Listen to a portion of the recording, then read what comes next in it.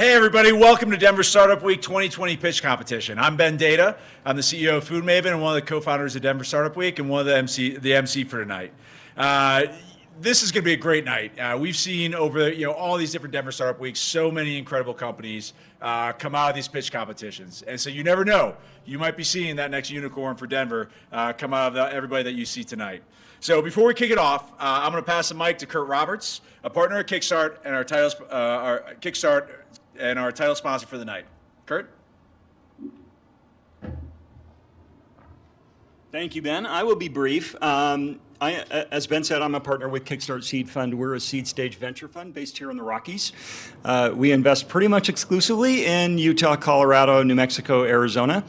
We love the Denver Boulder area. Some of my very favorite companies are based here, and I actually have the privilege of being a small part of supporting Havenly, Lee Mayer being the CEO, who's here on the judging panel with me again here tonight. So it's an absolute pleasure to be part of this and to be able to support this. We're super proud to be able to provide some resources behind it and to be able to support the ecosystem here. So thanks very much for that opportunity. Back to you, Ben. Great, thanks, Kurt. And I have to say, just from, I've gotten a chance to know Kurt the last couple of years over Denver Startup Week, and he and Kickstart are an absolutely incredible resource here. So I highly recommend, if you're looking out to go raise money, connect with Kurt, connect with Kickstart. So let's get to our finalists. So we have 6 finalists tonight. So we have Butterflies, E-Equal, Fireless Cremation Systems, Future Holders by Aspen Academy, Therapeezy.co, and Teen Hustle. But before we kick off and get a chance to meet these awesome companies, I'd like to thank a few of our judges and donors for the contribution tonight. So first, thank you to our partner sponsor, Galvanize, near and dear to my heart. Galvanize is a technology ecosystem for learners, entrepreneurs, startups, and established companies that meet the needs of our rapidly changing digital world. Traditionally, industry and education only existed separately. At Galvanize, we bridge this gap by bringing together industry partners, ambitious students, world-class education, and passionate founders, all under one roof. This is the Galvanize community. Level up. I wrote that last one a couple years ago, but we'll get there. So also, thank you to our member sponsor, Pink Monkey. Pink Monkey Studio is a nationwide expert in the design and production of live and virtual events, transforming everyone into dreamscapes they could never have imagined. We also have a premier custom fabrication division to include draftsmanship, carpentry, fine woodworking, welding, finishing, print shop graphics, painting, and more to transform companies' branding to life. So next, I want to thank our semi-finalist judges. Michael Beavis, the Director of Innovation and Entrepreneurship for the Denver Office of Economic Development. Nina Sharma, Interim Executive Director of Project Excite at University of Denver. Hi, Nina. Taryn Elliott, Product Design and User Interface, Practice Chair, Polsinelli. Ellen Caviglia, Clark co-founder and CEO of Tonic. Saba Karim, Global Startup Pipeline Manager at Techstars. And Virginia Chow, Director of Deal Flow for Capital Studio. Also, thank you for our prize package contributors, which are really the ones that are adding a ton of value tonight that our entrepreneurs get to tap into.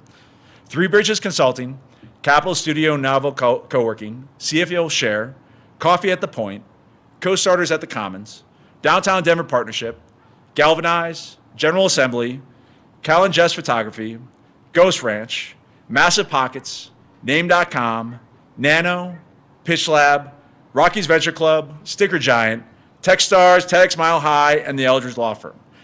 And now I need to take a breath. So finally, I'd like to also introduce our final judges. First, a dear friend and someone who's been an absolute star in the Denver startup community for a long time, Lee Mayer, CEO of Havenly. I've already said enough about Kurt, so we're going to skip over him. Matt Draymore, startup CFO of CFO Share.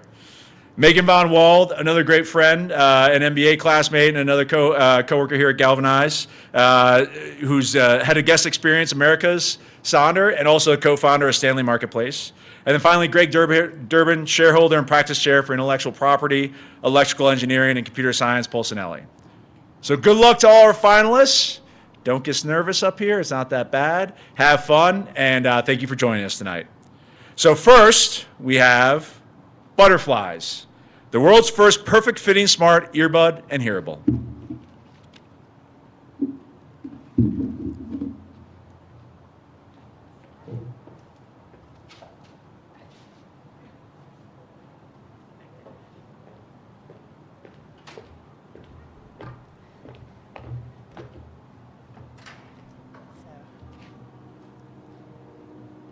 I wait for someone to tell me what's going to start or how You're does it live. work? Go for it. Okay.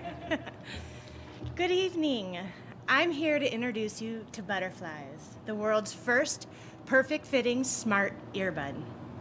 Today, more than ever before in history, we have a need and a recognition of the importance of having an earbud that you can comfortably wear all day long. So much so that we just signed a contract for a pre-order of 15,000 units. Why is there need for innovation? Well, the way we consume content and the content we consume has changed dramatically over the last decade, yet earbuds have not. The top complaint in the earbud industry is fit. It either hurts after a while of wearing them, they fall out, or they don't fit at all. Why? The human ear is constantly moving when we talk, chew, and exercise. Yet all earbuds on the market, all of them, are made with a hard, inflexible material design that constantly is rubbing against your ear as your ear moves. Even with that little rubber ear tip that comes on the end of a number of earbuds, ear fatigue and soreness is the top complaint in the industry. The solution? An earbud that never has to harden or cure, that's different than anything else on the market, that is made with a proprietary next-generation putty-like material and acoustical design. And one that has greatest value propositions is that it stays comfortable and flexes and molds with your ear as it moves. Finally, an earbud you can wear hour after hour after hour. The tech behind our innovation has taken us 3+ years to develop. My co-founder, Matt Christensen, is a founding member of Soul Republic Headphones. Matt is an expert in in product design and acoustical engineering. He, together with a team of material engineers, electrical engineers, and industry experts, has developed our product, which has the technology behind it has a proprietary sound signature. Proprietary sound signature that has extremely high intelligibility for the spoken word, for things like audiobooks, podcasts, and streaming video. We have a well-thought-out IP strategy. Our utility patent is our broad or umbrella patent. We're in the process of filing 3 additional patents that will shore up the pillars of this strategy. Butterflies is at an extraordinary inflection point where our comfort technology is intersecting with the mass transformation in how often and long we're wearing earbuds. In today's dispersed retail environment, it is critical that new brands own and dominate a category. Butterflies is going after the untapped spoken word vertical. More precise, our target audience is a cross between those who are heavy audiobook listeners and podcast listeners and those who spent $150+ on headphones. This audience is affluent, educated, and loyal. And the target is willing to spend for the most comfortable, seamless listening and talking experience.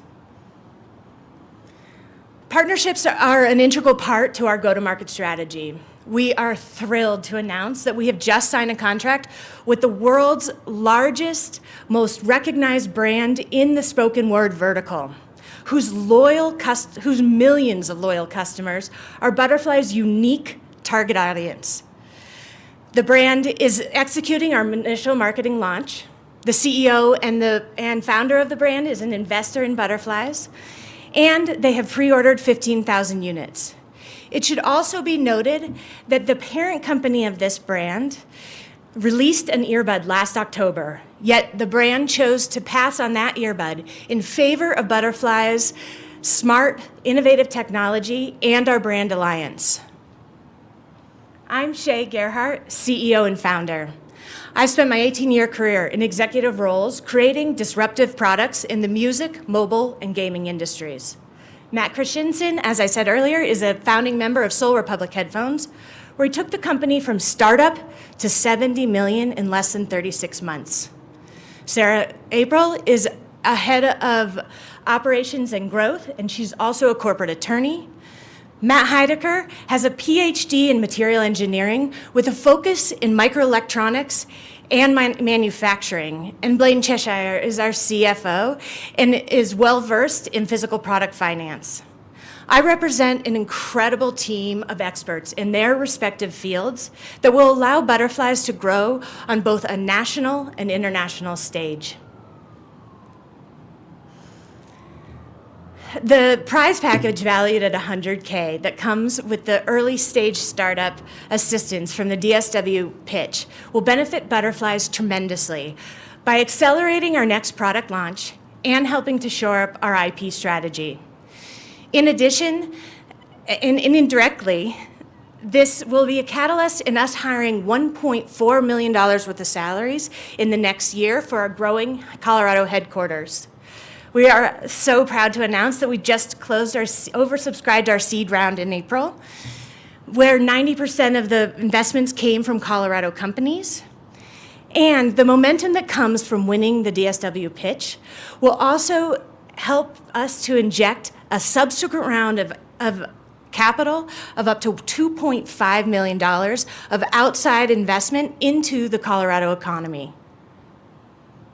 I want to be clear here. Our intention is not to beat out the apples of the world, but rather to complement the areas of the industry where the big guys have either overlooked or neglected. We are projecting that we'll be at 50 million annual sales in the next 4 years, which only equates to 0.2% of the total market. The fastest growing segment of the market is the $200 price point range. And the industry experts are projecting 30% year-over-year growth for the next 4 years.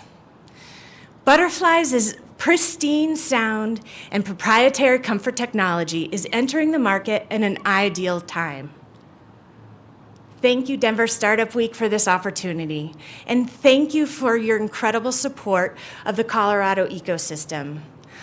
I have an amazing team of Colorado natives who believe Colorado has the resources, talent, and strategic location to grow Butterflies both on a national and international stage. Thank you, and I'll take your questions.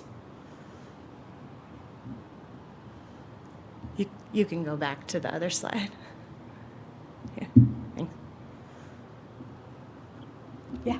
Just a quick technical question. Are they wireless or wired? So it's actually a pretty cool system. So we have a wireless cable system. So the earbuds are female and the wireless tether is male. And so you can plug and unplug them. And then if you need even longer battery life, you can plug them into your device with a hard wire. And people like the sound better that way too. Oh, so they're both? They're both, yeah. Oh. Yeah, it's a cool system. Yeah. So, I'm sorry if I missed this. Are you in the market already? No, we are pre-revenue. We are launching in November with our strategic partner, which we're under NDA, which makes it awkward. I can say it to my investors, but not to the public. So tell me how much you raised at the seed round. So we raised $808K, and then we just was awarded the $250K grant from OEdit. Very cool. Yeah, it was awesome. And that's enough to get you to launch with the scaled 10 million subscriber partner? Yes. Given your manufacturing costs? Yeah, the brand has millions of loyal customers. They are only pre-ordering 15,000 units only. Awesome. So, yeah. Great. Yeah. And then tell me again, so if the price point is $210, and where are your margins right now? So the margins for the first release are going to be about 74%. It's why that this is a good hardware business. We also have a pretty cool software play that goes along with it. But we are using a BA system for our speaker system, which is originated in the hearing aid industry. So it's a really clean, high-end speaker. which most earbuds that have that level of speakers are in the $800, $900 range plus. But we are bringing it to this price point because we believe people should have good sound. But it is cutting into our margin. Thank you. Yeah. I have a couple of questions. Yeah, great. So against all odds, I actually have really specific experience in this space. Oh, good. So a couple of, a little bit more technical questions Okay, for yeah, you. yeah. So the frequency response and dynamic range are really just statically optimized for sort of voice applications as opposed to music. Is that correct? And I could have, my technical team explain it to you more. Yeah. But no, we have optimized the frequency for the English language first, so that frequency. And then we will start to roll out other dialects. Okay. But that's what we're doing. But literally, if I buy these, this is going to be my preferred earbud for listening to audiobooks. But if I want to listen to my music, I may switch out. I mean, it sounds really good with music, probably Okay. cleaner than most earbuds because we are Okay. using the BA system. But because when we're going to market, it's really important that we find a niche, and we know this is a cleaner sound for spoken word. Okay. And really, technically, people are not listening to the earbuds for music. They listen to cans or they listen to big Right. speakers. Right. But the majority of time is spent like Zoom calls and audiobooks and that Okay. kind of stuff. Cool.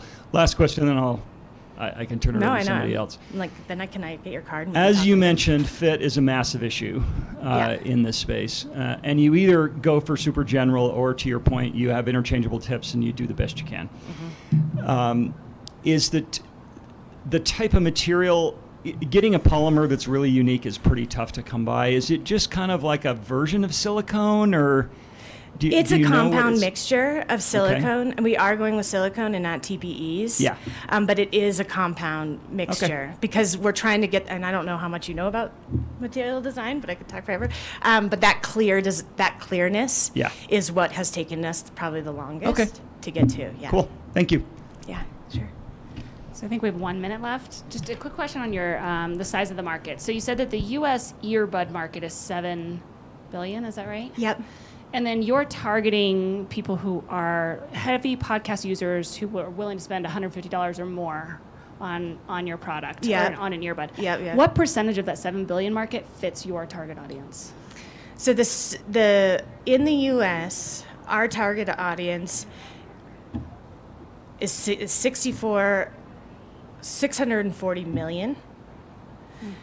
Is that the total group? I mean, we are going to go out pretty small and targeted so that we get the early loyal adapters, and then we can grow from there. We also have other product lines. I'll say one of the biggest issues is that female ears are smaller, and so that's harder to match. So we might come out with an entire female line because they have a unique fit, right? So that's another one that's planned for the future. Thank you. Yeah, sure. Yeah. Is that it? Should I ask more questions? Okay. Thanks, guys. I really appreciate your time. Well, awesome. That was great to get a chance to meet Butterflies and see what they have going on and see another great company here in Colorado. So next, we have E-Equal, a youth-led nonprofit working to mitigate the impacts of poverty in education. Let's welcome E-Equal.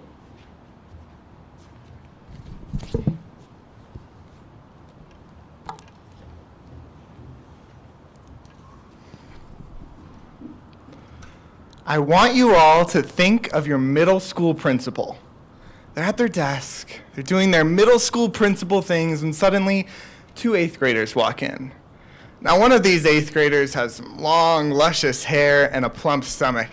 And they go up to him and they say, "The school needs to host a fundraiser for a nonprofit we started." Well, I'd like to introduce you to those students. Hello, my name is Mateen Kaligi. I'm an incoming first-year student at Harvard College, and I'm the founder and executive director of Equal. And that's my best friend, Alyssa Gorkin. And back then, we were the founders of Helping the Homeless Colorado. Well, that organization, just 4 years later, raised over $100,000 and provided thousands of basic necessities to people out on the streets. But around the fall of my senior year of high school, I started to notice that a lot of the people we were giving out supplies to were really young.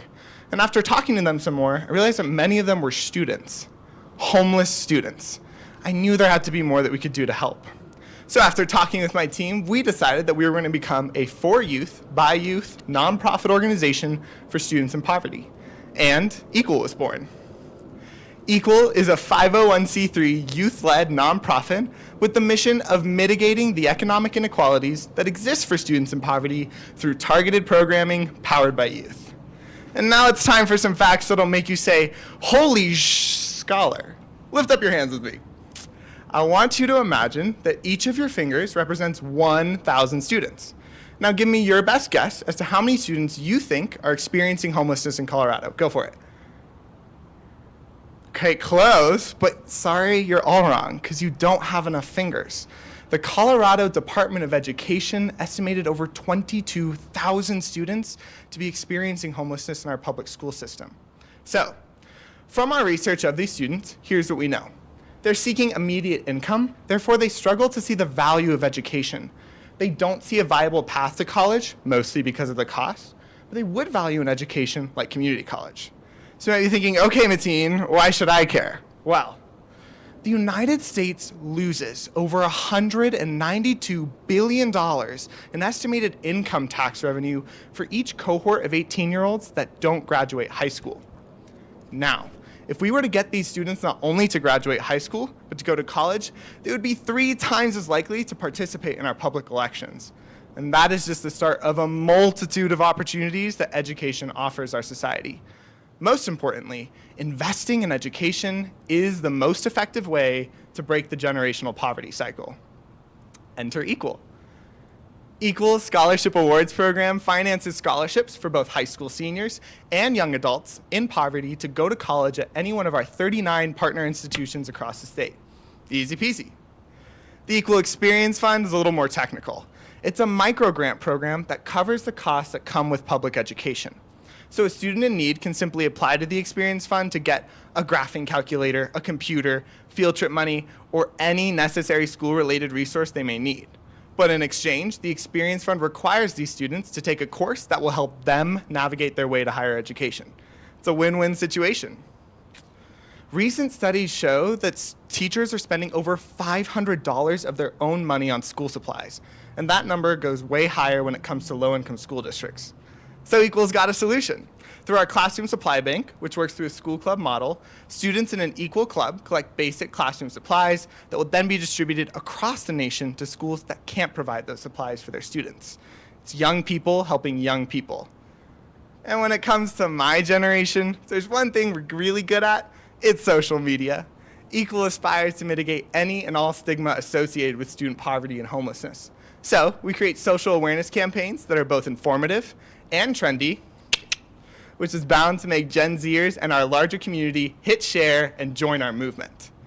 I know that was a lot, but here at Equal, we like to think big to make bold change. Since our launch just 3 months ago, we have raised over $13,000 for our nonprofit, and we're ready to triple that amount by the end of this year.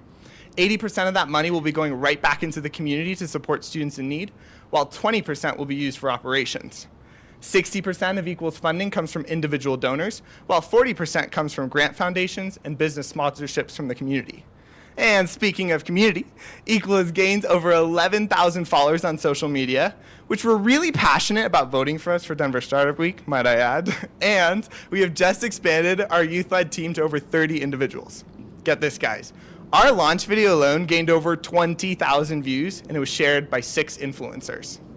And our community grows even bigger when it comes to the amazing scholars who have struggled with homelessness that we have had the opportunity to support. But I bring good news. 2 have just graduated from our program. One is a vet tech working full-time, while the other just got a full-ride scholarship to the University of Denver. We're super, super proud of them. None of this would be possible without the amazing team of young visionaries who lead Equal. They're passionate about everything from program development to fundraising, but most importantly, changing the lives of people their age. And we like to have a little bit of fun. Equal hopes to make the dreams of young people who want to go to college who are struggling come true while helping thousands more across the nation through our new programs. And I have dedicated my gap year to helping make those goals into a reality. Before I open up the floor to questions, I invite you all to think about equals greater purpose.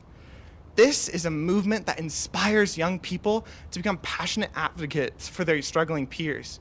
It reinstates the power of youth philanthropy, and it reminds us all of the important role education plays in our society. Students are our most valuable resource, and we can never put a price tag on what they may offer our future. We, as a community, must come together to do our part and guarantee that every student, no matter their economic background, has an equal opportunity in education. Thank you.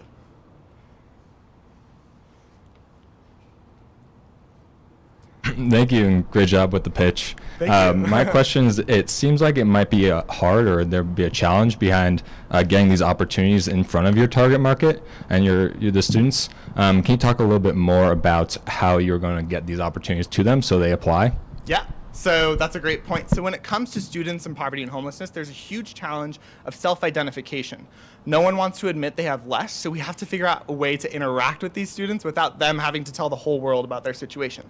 So that's how we do it, through partnerships. We work with schools, like public schools, like Aurora West, that has a high homelessness rate. We say, we have this program, we connect with their teachers, who are often the people who know about the students who are struggling, who can then offer our programs to those students. Because teachers are the ones posting on Facebook all the time, we need graphing calculators, we need computer, we need more funding, right? So they're gonna be the ones looking for these resources. And when it comes to sending them to college, we worked with the Community College Foundation, where those students are already going in that direction. So we get hundreds and hundreds of applicants every single year who are looking to get support from our programs.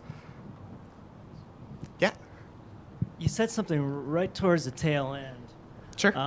that mentioned getting their peers involved. That sort of that struck me as very interesting. Could you get into that a little bit more? Yeah, It so seems like a perfect platform for getting your fellow students to kind of help out. yeah, so basically we're an all youth-led organization, so everything you're seeing is happening by young people. We're the ones who, this is our future that it's affecting. These are our peers who are struggling, so we should have a stake in the issue. So we assemble a youth-led model, which basically all the leadership is happening by young people. All the day-to-day actions, it's happening by young people. But we do allow for the adult voice to pull in, so we have 2 advisory boards. One is a programming advisory that supports with program development, while the other is a development advisory board, helps us out with the business side of it. But we emphasize heavily on young people, and hopefully in the future when we expand to the school club model, that teens are going to be the ones making these programs happen and driving them across the nation.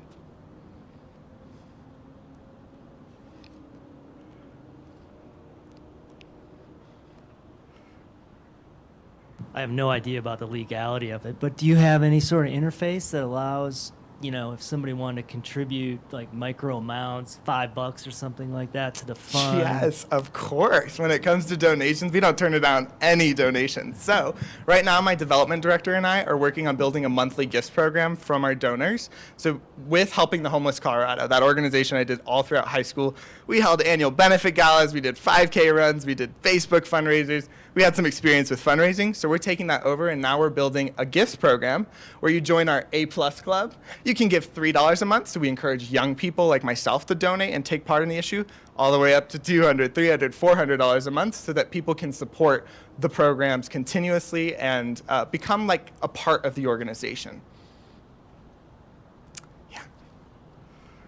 Great. I got another question for you. Yeah. So I believe you said 80% of the funds go back to the community. Right. Can you talk a little bit actually about the 20%? What in your operations are you using that for? Yes, so the operations come from social media advertising. We're going for young people, right? So they're on social media. So we put, for example, that launch video, we put money into sending that launch video to students' profiles across the nation so they can know about Equal. It worked really well. We got over 35 applicants within 24 hours. We were like, oh my gosh, we don't know what to do with all this. But also when it comes to things like our mailing list, in the future we're estimating some costs for storage room closet for like the classroom supplies we collect, Zoom, stuff that, because we're all in a virtual world, but that's a very, very small percentage. But we do allocate a little bit of money for directors and officers insurance and some liability stuff that we have to cover because we are working with young people. We need to be careful of that. One question for you. Yeah. So you mentioned you're using your gap year. Yes. To sort of put all your energy and passion behind this. Yes. Every cause gets a great start from a passionate founder. Yes. You're going to move on to another chapter of your life. And so you've got a bunch of students engaged, but you're also going to need ongoing like leadership for whom this is Sustainability, their yes. only thing, Yeah. right? So how are you thinking about doing that going forward? Yeah, so we're lucky we're not the first youth-led organization, so we get a lot of inspiration. I have a lot of close friends who have gone through a similar path like me. I've been really lucky to be in the social entrepreneurship sector, and basically those students that you showed, they're working on it, and I'm not planning to stop once I go to college, but this is a chance to really get us started, and then I can expand out the roles to more students, and then hopefully if we raise enough funding, we can start offering a little bit of a stipend so that students don't have to work extra jobs, and they can be taking part in equal full time. So yes, there's this huge sustainability factor, but we hope to combat that with like just getting young activists and people who are inspired by this to get involved. Okay. Thank you. All right, great job done by Equal up there. Great to hear and see these incredible things that is happening here in this community across all ages, youth and everyone else. So next, we have Fireless cremation systems. Deceased beneficially returned to the earth. Let's welcome Fireless cremation systems.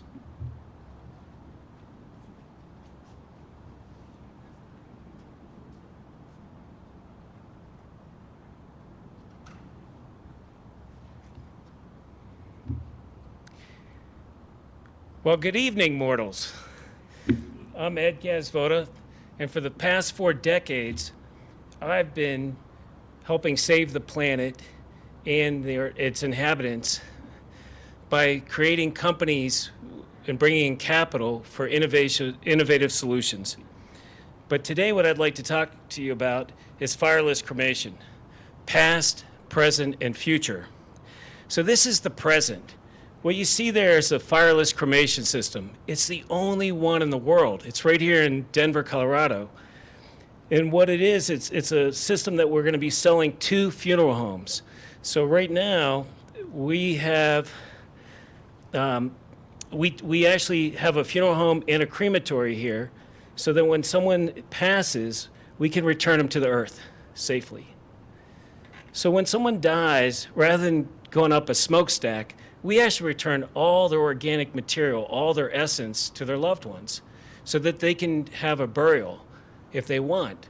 They can take all of your body and put it in the backyard. They can take it to the mountains. They can give it to your friends, whatever they want to do. If you don't want the essence, you can leave it with us and we'll give it back to a farmer, because what we turn you into something useful for the earth.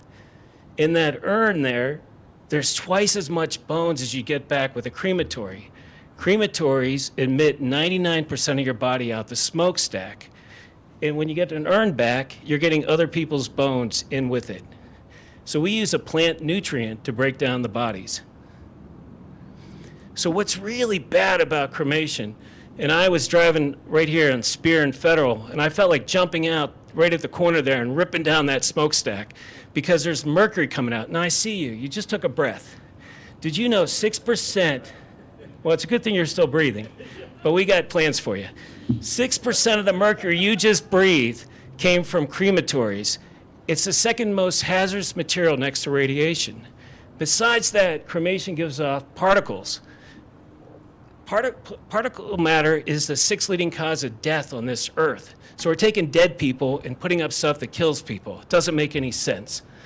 Besides that, there's CO2, which is the equivalent of basically a forest fire here in Colorado every year coming from crematories. So what's our competition? On the left, on the right, you'll see a crematory. These things sell for about $120,000 in the US. In Europe, you'd pay over $1 million.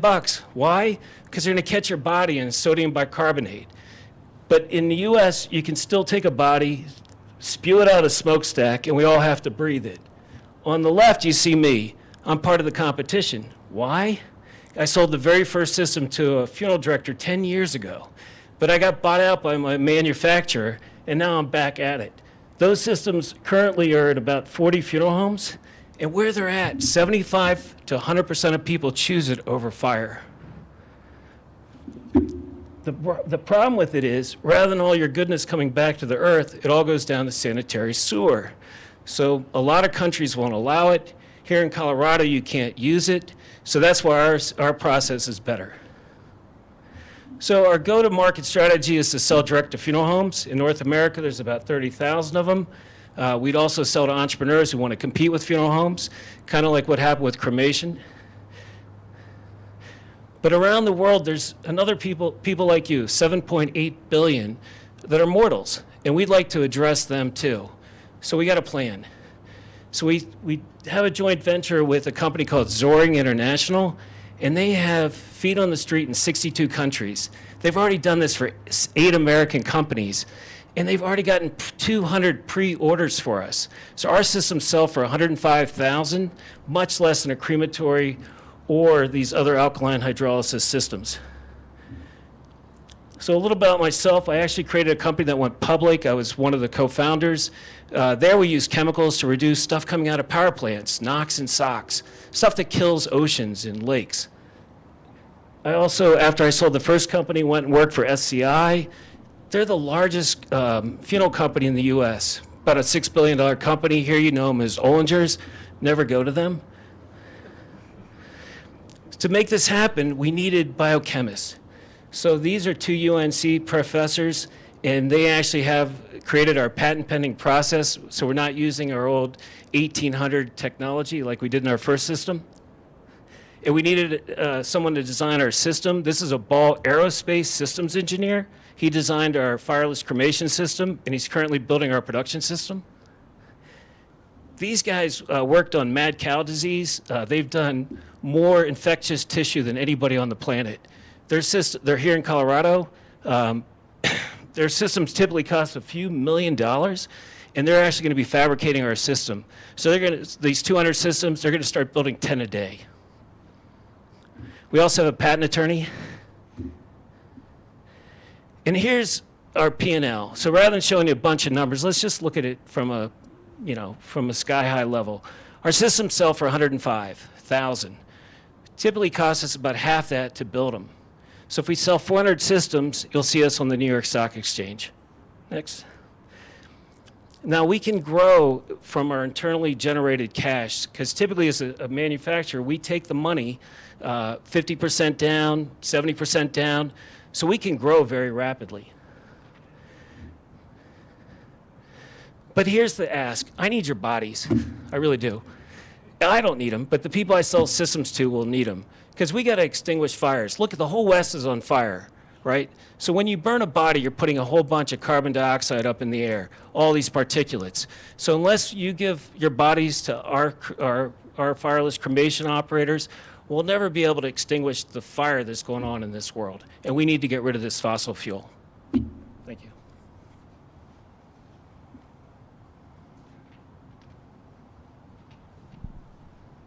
All right. I'm going to ask a morbid question. We could do so many puns around this, right? Sure. So the cost comparison between your system and a cremation system is relevant, but it's only relevant if the throughput is the same. Meaning, right, a cremation is fast. That's part of the good about it.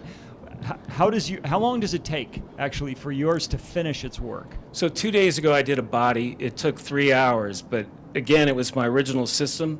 I've actually had prototype systems where I can do a body in 2 hours. So I can do, 12 bodies a day. Okay. A typical crematory, a high-speed one like Harana Makani right up here, can do 8 a day. Okay, so we can do more. No heat. Oh, we go to about 200 degrees Fahrenheit. Okay. And we're using plant nutrients to break the body down. So when you go back in the earth, you're actually nourishing it. You're not polluting it. Okay. All right. I don't want you to burn your survivors. I just have a quick follow-up question to that. So what are the consumable costs for your funeral homes? Is that the right words? How much does it cost for them to do this? So it really is based on the weight of the person. So right now we're at about $1.20 a pound. That's the truth. So I mean, it takes so much chemicals because we gotta break you down. We gotta make sure that you're sterile, and then we want to upcycle your cadaver. So when you go on the earth, no one's going to get, infected by your body. And then we got to neutralize you. So plants don't like anything above an 8.2. So we bring you down to about a 7 neutral. And how does that compare to a traditional method? in terms of Oh, cost? it's really cheap. Right now in the U.S., it's really cheap to burn a body. They use about 3 million BTUs. So we're using petrochemicals to burn bodies right now. And it might cost them 20, 40 bucks in chemicals. That's not their only cost, though. They have to re-brick because people come in there and they got to sweep them out. I mean, it's a mess. Crematories are a mess. Never go to a crematory and never get embalmed. And don't get buried either. The typical cemetery has 300 times the legal limit or EPA's safe limit of mercury. Even a green burial has 30 times it. So it occurs to me that you're, and again, I know nothing about this business. By the way, I don't think a lot of people necessarily think about death. So this is really great.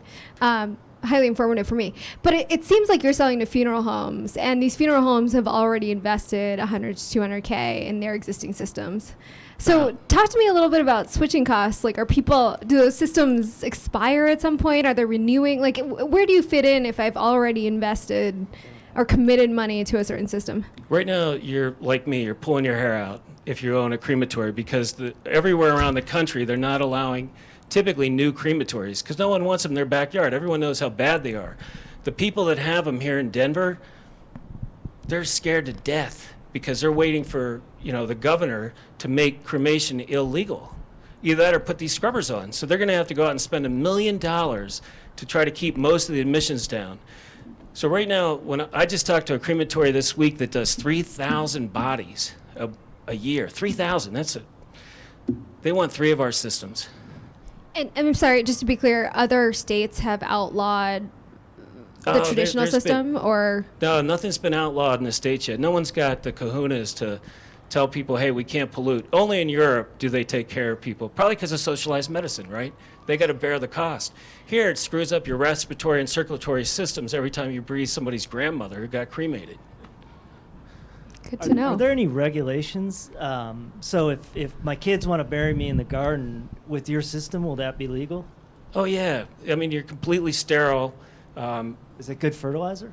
Oh, it's terrific. It's 316. You are much better than you think you are for the earth. In fact, we make you better. So if you died of exposure up in the mountains, let's say you were out hiking or climbing or parasailing and just died, no one found you, you'd be okay. You're going to be good for scavengers. But with us, you're great for the trees, for the fields, for the forest, everything. And it sounds silly, but think about it. How many pounds of humans do we want floating around here in Denver? It's already hazy as it is, right, with all these fires, right? So every time somebody burns, 99% of their body goes out the smokestack, plus all their mercury. We actually recycle all their medical implants, too. So all their pacemakers, knees, we give them away. None of that mercury goes up in the air. It makes no sense to get burnt. Thank you so much for the education. My question is, it sounds like you're in the prototype stage still. How much money do you need to get to where you're full manufacturing and selling? We're not prototype. I mean, I had the first system built 10 years ago, and there's 40 of them around the country. Where they're at, 75 to 100% of people buy it. I've been running this Fireless cremation system for 13 months. We got a plan to build 200 of them. We got to start building 10 a day. We're cleaning up messes. There's dead people buried in mass graves that we're starting to clean up.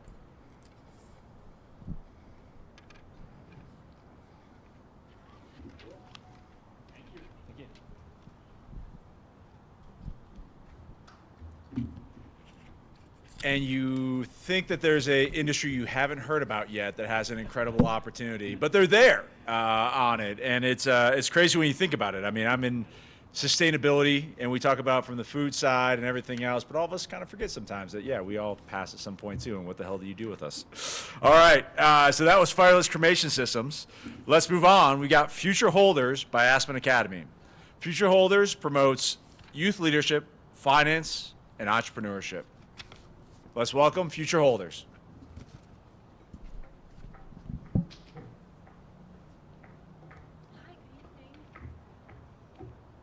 I'm a short person back here, sorry.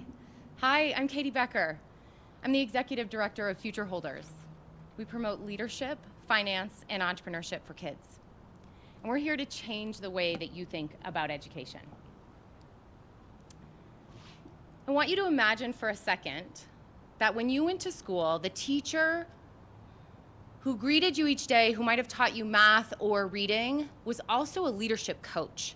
And they gave you all of the skills you needed in personal, social, and community leadership.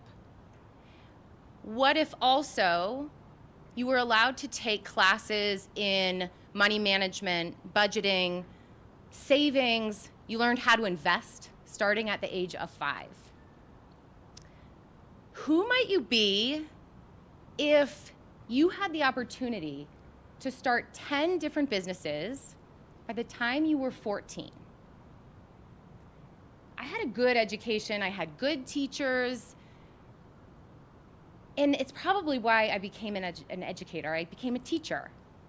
And I taught for a few years in a few different schools, and I could tell that my students needed more from me, and I wasn't exactly sure how to give it to them.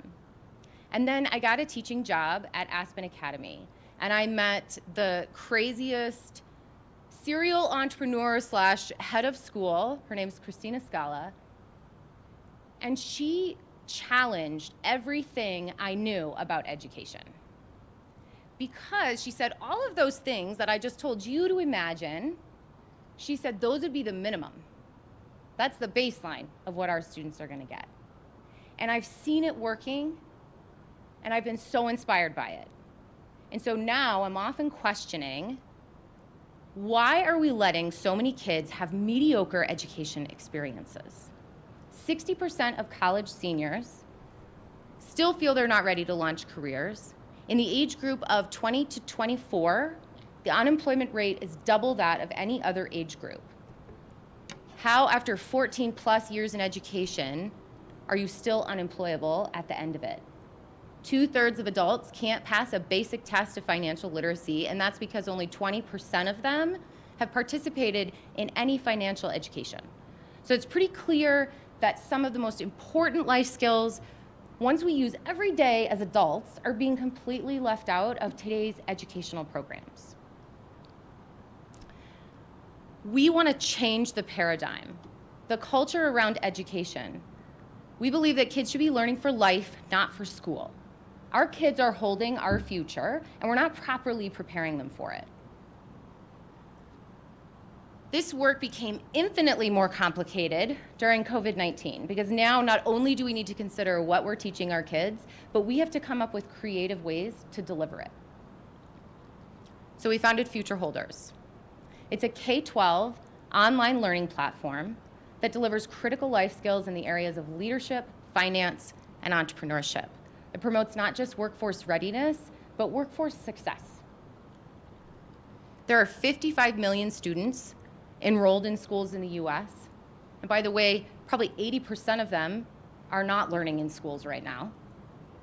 3 million in homeschool and online school programs, and 3 million employed educators. Our goal is to first saturate that market of online school and remote learning so we can tip more easily into the school sector. This is our competition. Future Holders is the only platform that has sequenced kindergarten all the way through 12th grade, integrates leadership with finance and entrepreneurship, and is accessible from any learning setting. As we looked at ed tech available and different platforms that were out there and some of our competition, we could quickly see that there would be a user base that would support the work that we're doing. Our business model is subscription-based. Individual users can pay $6.99 per month or $79 annually, and schools can buy a site license for an annual cost of about $3,200. If we can hit our goals of 20,000 individual subscribers in 1,000 schools by 2022, we'll hit $4 million in revenue. If you could play that video. This is just a quick glance at our platform. It's hosted on a learning management system. Would be great for scalability. It's searchable by grade or by age and hosts over 2,000 lessons in leadership development, as well as finance and entrepreneurship. Next slide. We have all kinds of ideas for expanding, including gamification, automated courses, animated videos, many more ideas.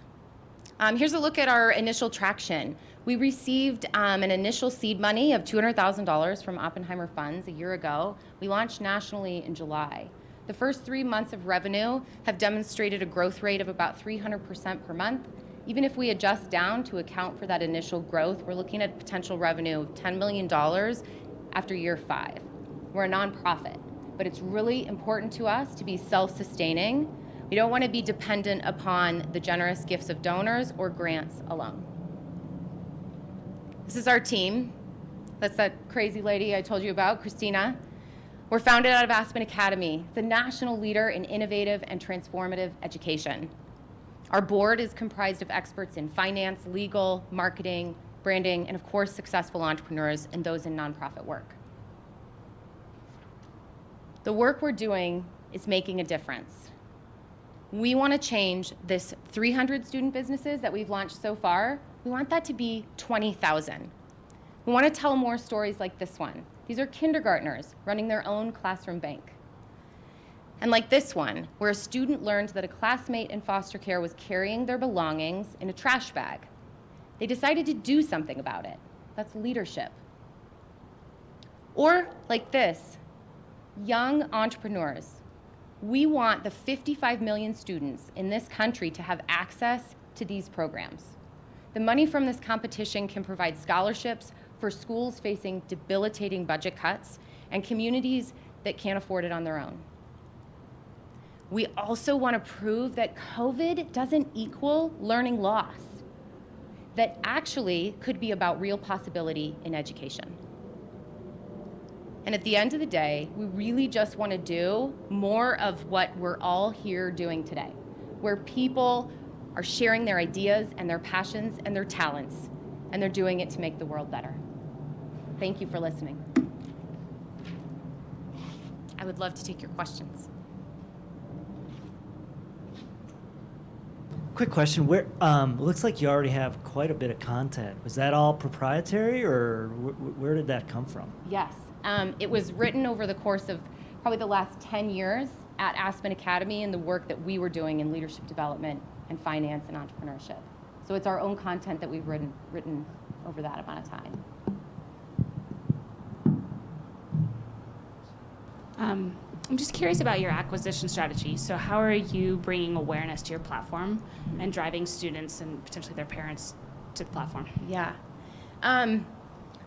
Right now, social platforms have been really successful for us. Targeted Facebook ads are working really nicely. We're offering free weeks, so they can go on and have a free week on the platform. We have lesson downloads as well, so they can go to our website and download the lessons. We're also doing a lot of work with large groups of educators at education conferences and things like that, speaking engagements, to help reach out and share not only just here's our product, but also what a difference it makes to teach these kinds of skills in schools. So it's been successful so far. We're really hopeful for this fall, once the noise of education kind of goes down a little bit, people will be a lot more open to it. For the pitch.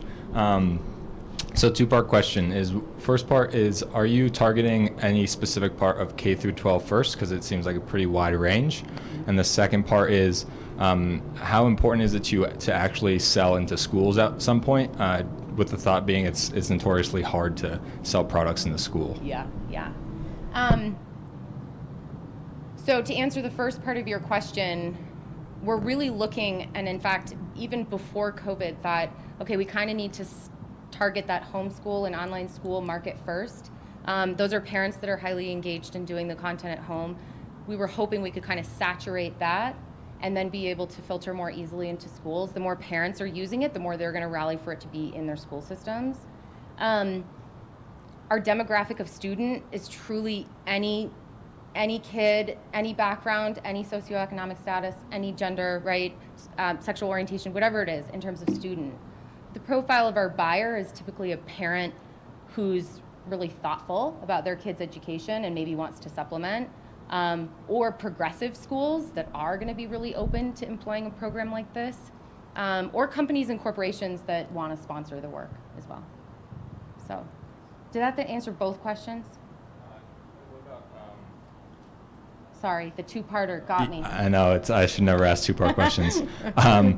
Is the content, how different is the content between K through 12, I guess is the question. Like, can you make content for everyone, or do you have to focus on a specific part of that at once? Well, that was actually something we very intentionally needed to do to show, like, so there's plenty of financial programs that come in and teach a 2-week unit on personal finance.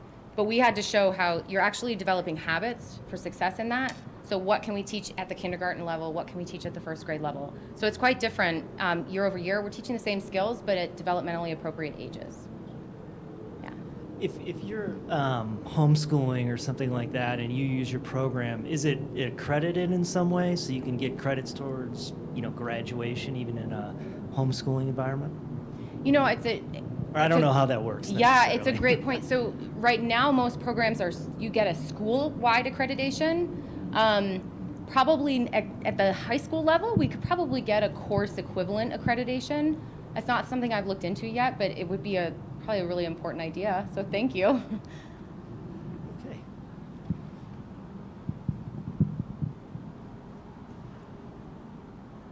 I may have missed this when you said it earlier, but you said you launched in July, and how many customers do you have now? We have about 200 paying customers. We have about 700 students enrolled in the programs. Because some of those are school subscriptions, and so, right, it covers a broader range of students.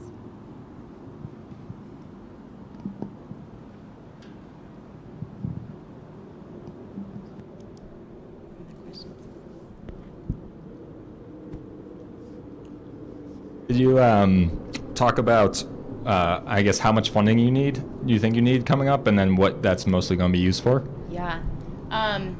Well, first of all, I'll tell you that we're stretchers in the world of funding, right? I'm a teacher at heart. I know how to work in a tight budget. The initial seed money that we got of $200,000 has brought us a really long way, really quickly, and we still have quite a bit of runway left on that grant. That money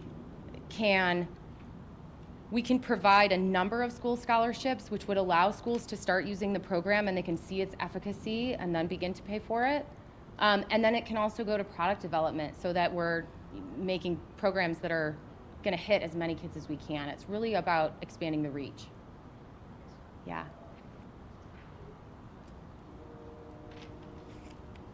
Thank you so much.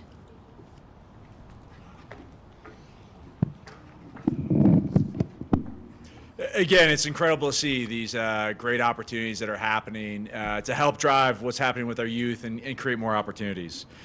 So next, we have Therapeezy, on a mission to help you find your perfect therapist. Let's welcome Therapeezy.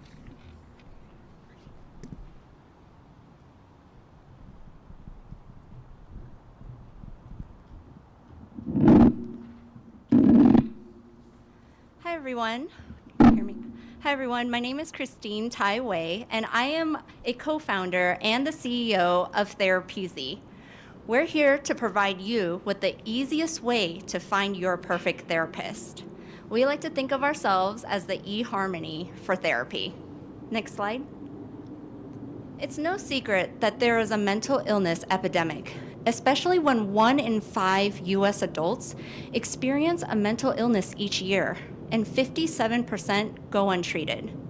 But did you know that for those who do seek care, up to 57% don't go back after their first session? They drop out.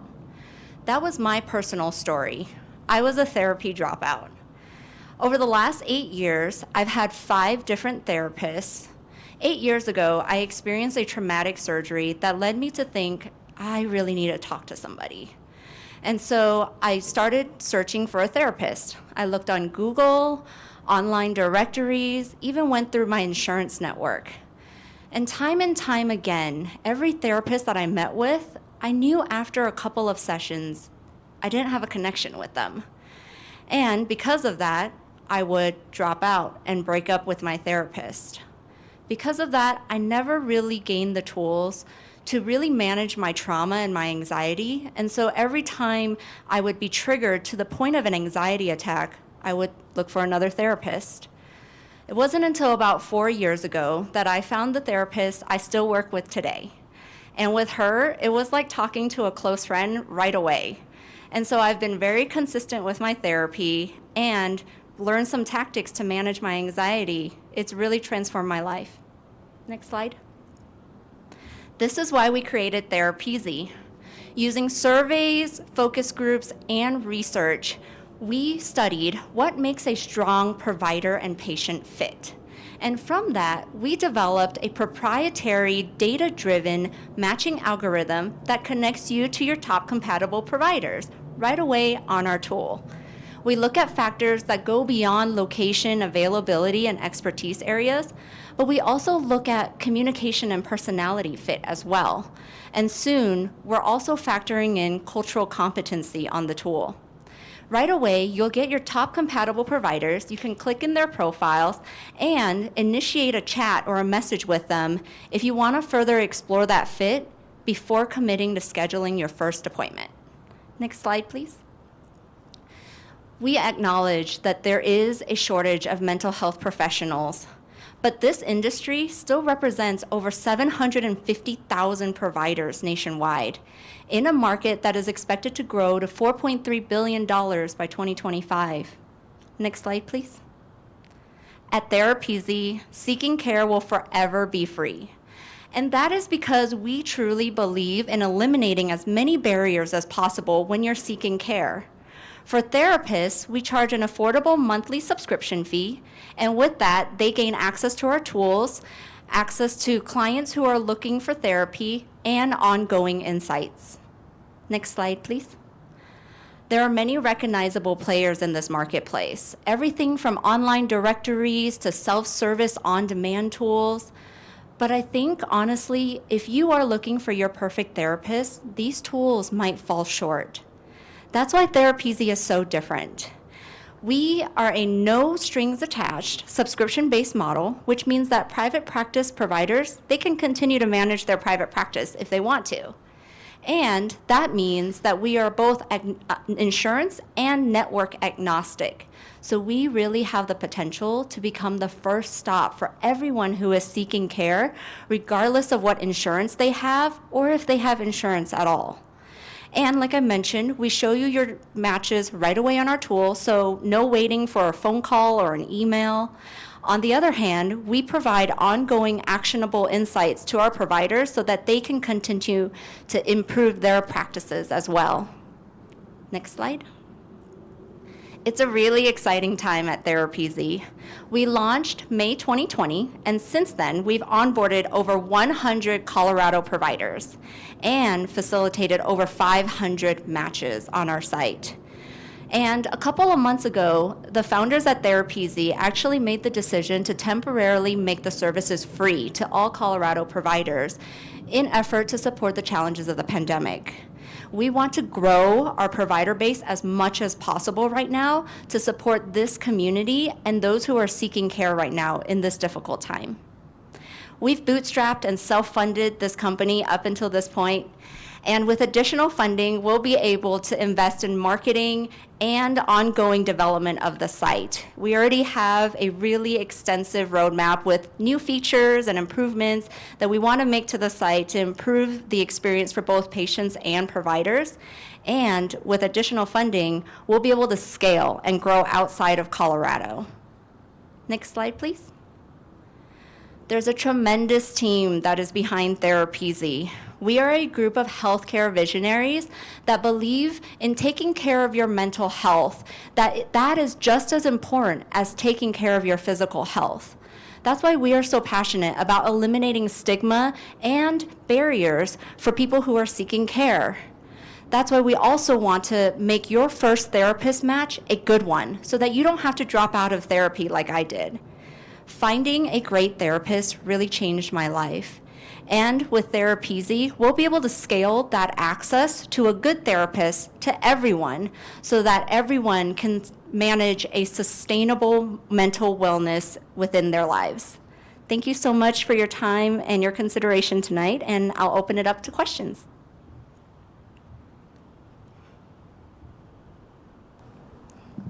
Boy, I love this idea. Quick question.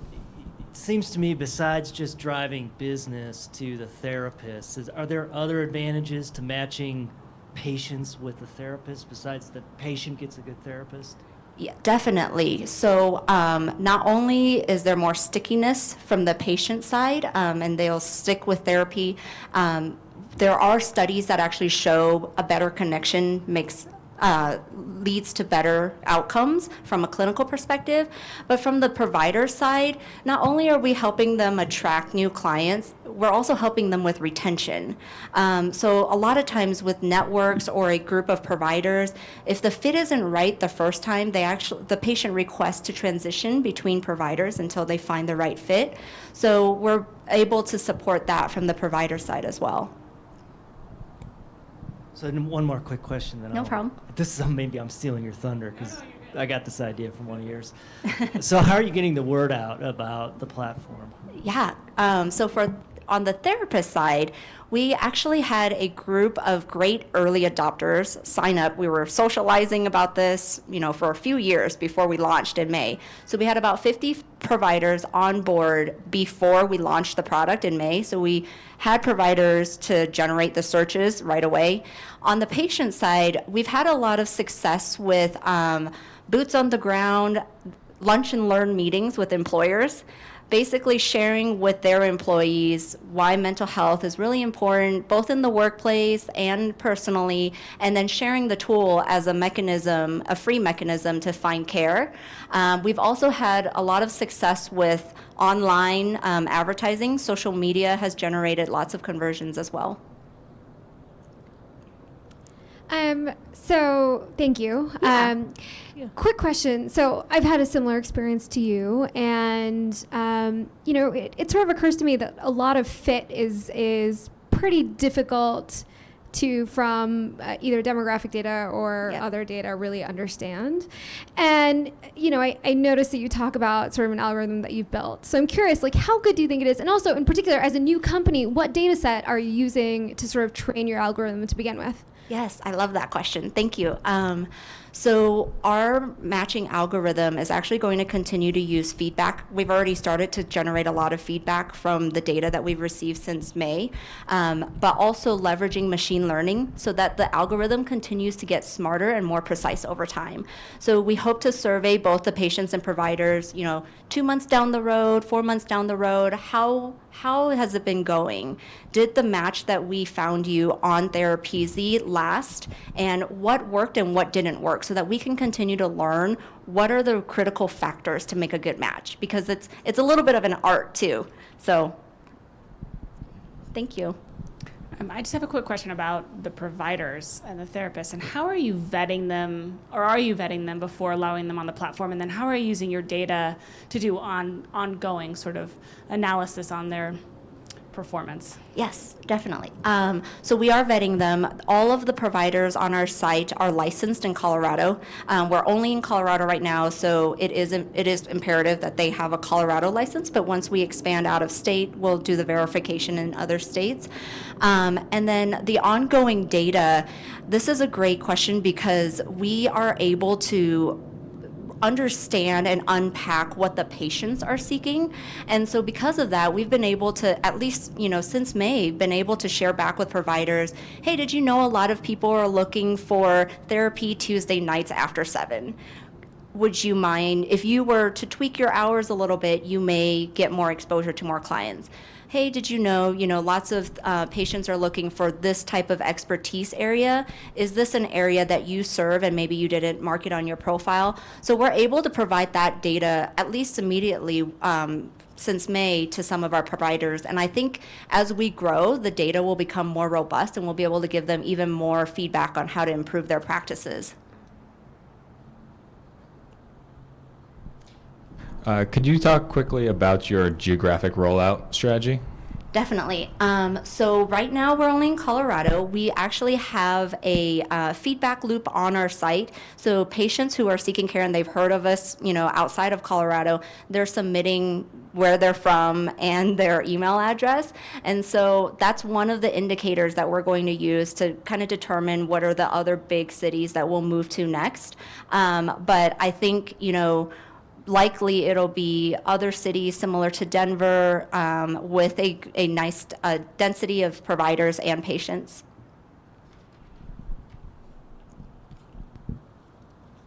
All right.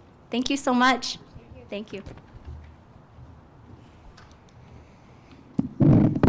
All right, so now you have both your therapy during your life and your afterlife taken care of so far today. So we've been seeing some great companies. Let's see our last one, Teen Hustle, hyper-local service that delivers from restaurants and grocery stores to homes and businesses. And I'll warn our judges, this guy's been in front of Mark Cuban and Shark Tank, so have fun with it. Put that down.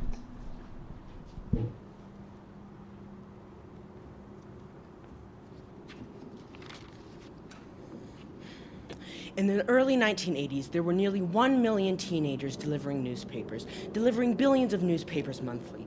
Teenagers were the backbone of the newspaper industry for over 100 years. But over the last 2 decades, these opportunities for teens and their great work has disappeared.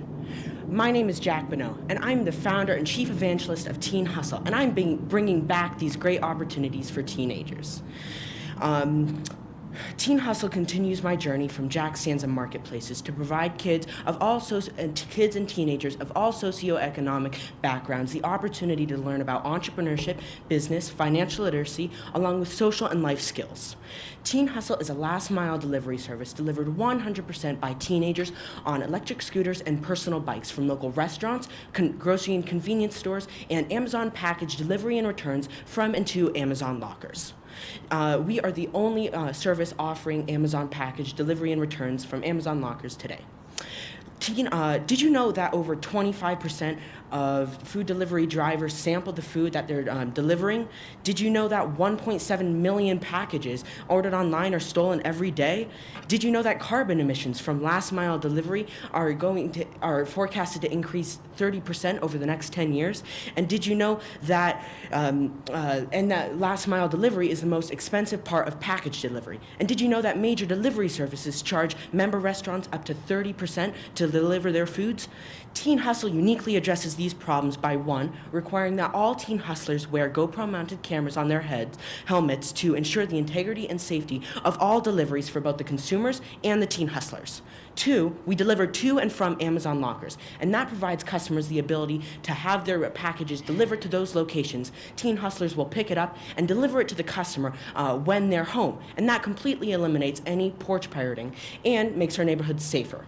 3, teen hustlers use electric scooters and personal bikes to ensure that all deliveries have zero negative impact on our environment and has lower last mile delivery costs compared to autos. And 4, with lower operating costs and higher number of potential deliveries, Teen Hustle is able to offer lower commissions to restaurants. The markets that we address are food delivery, grocery delivery, and last mile delivery, and that's expected to grow from $90 billion to over $300 billion, an increase of $200 billion. Teen Hustle also competes with DoorDash, Uber Eats, Postmates, and Grubhub in food and convenience item deliveries. This slide shows that Teen Hustle compares favorably on cost to consumers, with an average cost of less than $1 to $2 per delivery. Teen Hustle is currently the first and only service delivering packages and returns from and to Amazon lockers. Teen Hustle has a number of competitive advantages. By employing local neighborhood teens and offering a wide range of delivery opportunities, Teen Hustle is able to make personal connections with their community and customers. Our competitors are unable to do this. Teen Hustle also employs local teens from their local neighborhoods. We don't treat them as independent contractors, and this allows us to instruct them and train them on the best and safest ways to make the delivery, and this allows Teen Hustle to control the customer experience. And Teen Hustle is also the only company to equip its delivery personnel with GoPro cameras on their helmets, and that provides public safety to the teen hustler and a video record to ensure the integrity of each delivery. Our teen hustlers are both monitored through GPS and are equipped with Solo Protect IDs that have two-way emergency response communication and can get in touch with the local office and local authorities if need be. As mentioned earlier, we have lower restaurant commissions, and we are 100% eco-friendly. These are clear competitive advantages that, due to their business models, larger delivery services just can't compete with. Teen Hustle earns delivery fees of $1.99 per Amazon Locker delivery and $2.99 per Amazon Locker return. Our gross margins are 60%. Teen Hustle also earns revenue from delivery and service fees from consumers on food and convenience item deliveries, which is in the middle range of our competitors. Our gross margins are 50%. We currently have one location in Broomfield and are expanding to additional locations later this month. We're creating a go-to market model of operating and managing several locations that are managed by one central location. We'll take this model and duplicate it at local areas and then scale it up to supervise a larger geographical area and then expand that from Colorado nationwide. We also are working with a number of experienced advisors from Uber and Uber Eats to help us carry out this expansion successfully. This is my second startup. My first company was Jack Stands and Marketplaces. I've successfully had for 5 years, and I'm the youngest to successfully pitch on ABC's Shark Tank when I was 10 years old. My team is Steve Bonneau, who's my dad, and Peter Kent, both of whom are serial entrepreneurs, and I've successfully co-founded Buyback, which was a business that provided consumers and clients an online trading platform for their unwanted electronics. We are also speaking with individuals formerly from Uber and Uber Eats to join our executive team. Also, as Teen Hustle grows, we are committed to having every position within Teen Hustle available for 1 to 2 teens to intern or shadow at any position with Teen Hustle staff. We also have a great team of advisors that we work with from Techstars, SendGrid, and former senior management from Uber Eats. Teen Hustle is revenue generating and growing to 3 locations later this month. Teen Hustle is raising a $100,000 convertible debt pre-seed round to grow to 8 to 10 locations, 100 restaurants and Amazon lockers, and over 10,000 orders. And one more thing. Teen Hustle was recently selected by the U.S. Chamber of Commerce as a 2020 Dream Big Awards finalist. Teen Hustle was selected as a finalist for outstanding business and community achievement that contributes to the growth and diversity of the American economy. We ask you to vote for Teen Hustle today, not only because we have a great scalable business, but vote to be part of Teen Hustle's mission to bring back a great opportunity to tens of thousands of teenagers from different socioeconomic backgrounds to experience and learn work, life, and social skills, and to be the backbone of the last mile delivery industry as youth had done for over 100 years. Teen Hustle delivers. Thank you. Thank you. So I'm probably the only person here old enough to have actually delivered newspapers. So I know exactly what you're talking about. As you went into sort of the discussion about your cost of goods sold, GoPro cameras aren't cheap. You're going to have breakage rate, batteries going dead, that sort of stuff. Talk about how that cost sort of factors into how you're thinking of the economics of the business. Sure. So what we do to compensate for that cost, I want to start with how we pay the teen hustler. We pay them an $8.08 minimum wage, tip minimum wage in Colorado, and plus their tips. And anything above $12, which is the minimum wage in Colorado, they will give back to us for the services that we give them, such as the electric scooter, the GoPro, and the helmet. And I don't know the specific numbers off the top of my head, but that does balance out with the cost of that. So to be clear, you're the provider of the scooter or the bike, the helmet, and the GoPro. Well, yeah, usually kids would have a scooter, but yes, the electric scooter, or they would usually have a bike, but yes, the scooter, the GoPro helmet, the box on the back of the Okay, so you're incurring all that cost. Yes. Okay, got it. I have a quick question. You said something that piqued my interest. And my husband did deliver newspapers and bought his first car that way, so I think it's a great program. You mentioned that you don't treat they're not employees as independent contractors. Can you expand a little bit about how these high schoolers or teens are employed? Sure. So under all the federal and all of the states' child labor laws, our teen hustlers are able to make deliveries on electric scooters and personal bikes after school hours on certain hours. So we do follow that. So legally, we're in bounds of that. And it's very important that we employ them because with teenagers, especially with teenagers, we really need to be able to control the customer experience. And that's one of the things I believe sets us apart from our competitors is we're able to get great reviews, repeat customers, and positive feedback from our customers. But on many websites, DoorDash, Uber Eats, Grubhub, all of those delivery services, they have 1-star reviews. So that's why we made the conscious decision to switch that to employees. quick question. So obviously Uber Eats and Grubhub, they serve quite a bit of lead gen for the restaurants, right? So if I'm looking for a place to eat, I find it through there. Sure. Are you guys doing that as well? Is there a consumer facing site too, or is it just delivery services? Can you elaborate on So, that? the reason that, for example, Uber Eats is able to command 25 to 30% commission is the fact that they have a lot of people coming onto their site and discovering the restaurants. So the restaurant's really not just paying for the delivery, they're paying for the lead generation for that customer. Are you guys doing that too, or are you just contracting with the restaurant for any direct deliveries they get in their front door? No. So what we are doing is we have teen hustlers. They go around. They market the restaurants that we're delivering from, and we have a website in which it would act as like an Uber Eats, where they would order through our website, and we would deliver from the restaurant. If that doesn't answer your question, I'm just trying to. No. It answers my question. How are you getting those customers to your site? Sure. So the way we market is in each location that we have, we'll have the teen hustlers go door to door with door hangers, advertising who they are, what restaurants they represent. We also use platforms like Nextdoor.com, the big neighborhood app, and also word of mouth, because people love to support their local neighborhood teens. Great. Thank you. Thank you. Do you know what the legal liability on the company is if any of the hustlers get hurt while delivering? Sure, that's very important. I don't know that off of the top of my head, but that's obviously a very important thing that will be established.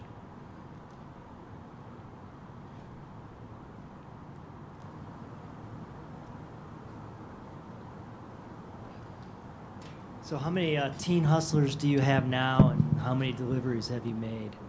Sure. So in our first location in Broomfield, where I live, we have about half a dozen teen hustlers there, and we're looking to expand to 2 more locations here in Colorado, Westminster and Louisville, and we have about a dozen teen hustlers on a wait list for those locations. Do you know what your current monthly burn rate is? How much money you're losing each month right now? Or are you making money? Sure. So we are revenue generating, but we're still trying to establish like what a normal month would look like. We're still trying to get the word out and understand those metrics.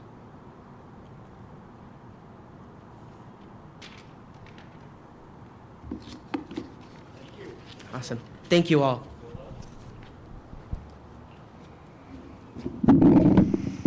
All right.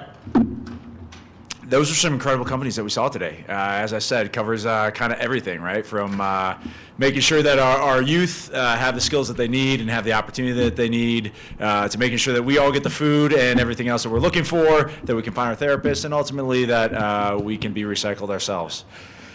So hang tight. Our judges is going to deliberate. We'll see. 5, 10, 15 minutes, somewhere around there, and we'll come back to you and we'll let you know who won the Denver Startup Week pitch competition. Thanks, everyone.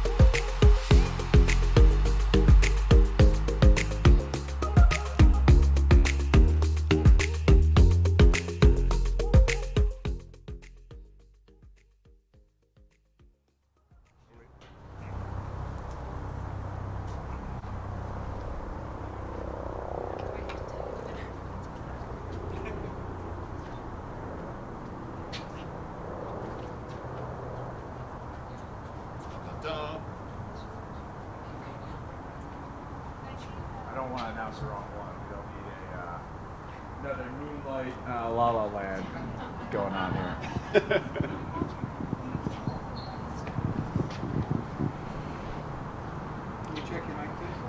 Check, check. All right, there we go. Got it. All right. Well, hey, Denver Startup Week and all of our presenting companies, thank you so much. This has been absolutely incredible evening. Got to see some great companies. Actually, every single one of you is a winner in my mind, and I think we're going to see a lot of these companies come out with some great investment, making some great impact, whether through profit, through nonprofit, in the future. But there is only one winner for this one. So our winner of the 2020 Denver Startup Week Pitch Contest is Fireless Cremation Systems. Come on up. Great job.